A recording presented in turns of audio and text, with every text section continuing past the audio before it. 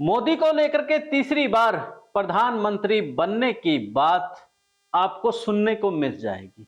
लेकिन जिस प्रकार से अब मध्य प्रदेश के चुनाव में टिकटों का वितरण हुआ है, उससे नहीं लग रहा है कि प्रधानमंत्री नरेंद्र मोदी तीसरी बार प्रधानमंत्री बन पाएंगे, क्योंकि मध्य प्रदेश भाजपा का गढ़ था। लगातार भाजपा की सरकार बन रही थी और आरएसएस का भी मध्य प्रदेश गढ़ है। तो ऐसे में जो टिकटों का वितरण हुआ है, जो टिकटें दी गई है, वहां पर जो केंद्रीय मंत्री हैं, सांसद है मौजूदा, उनको विधायक के लिए चुनाव लड़ने की टिकट दी गई है। इनके अब वो विधानसभा से चुनाव लड़ेंगे।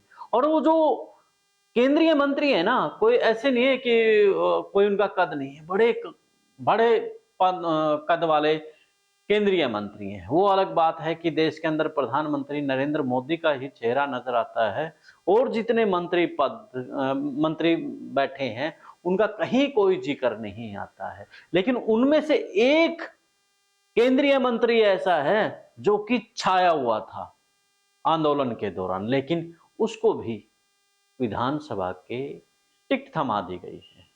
अब इसे कैसे देखते हैं, कौन केंद्रीय मंत्री है, कौन सांसद है जिनको टिकट दी गई है, तो करते हैं चर्चा इसी पर। चर्चा में जाने से पहले द विश्वप्रेम न्यूज और हरियाणा न्यूज फ्लैश को आप शेयर और सब्सक्राइब करने के साथ फॉलो कर ले, ताकि राजनीति से जुड़ी खबरें आप तक पहुंचती रहे।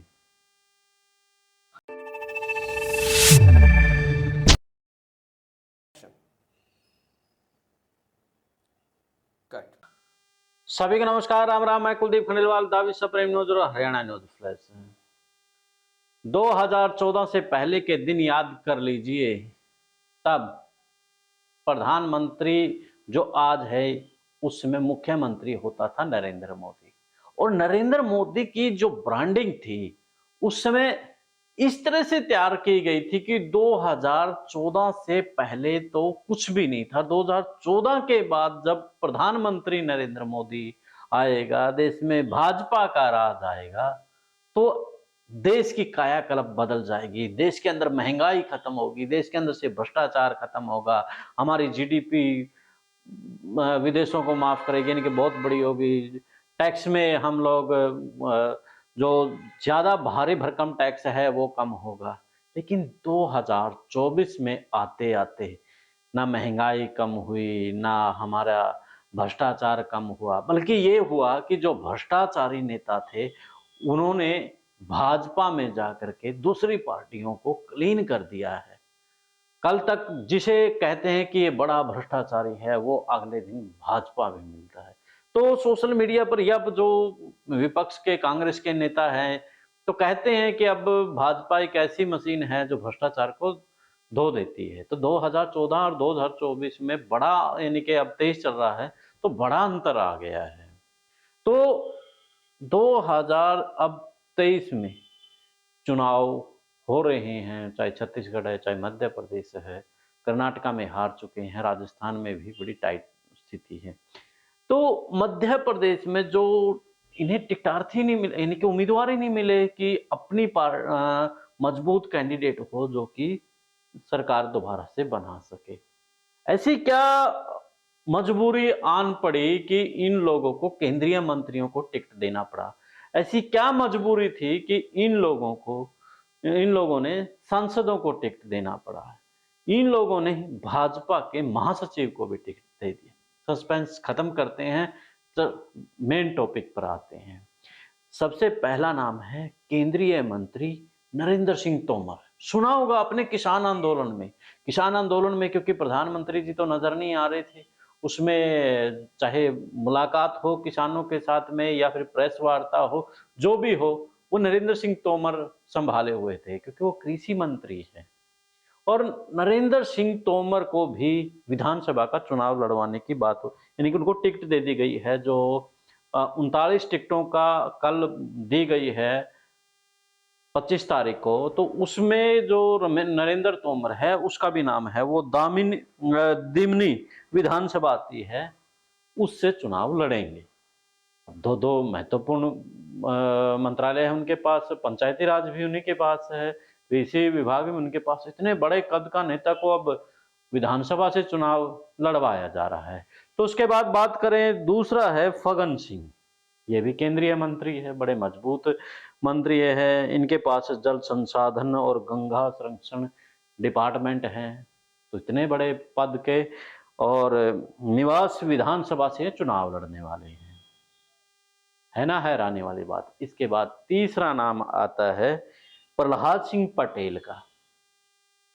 तो बड़े बड़े नाम है या नहीं है, आप खुद अंदाजा लगाइए।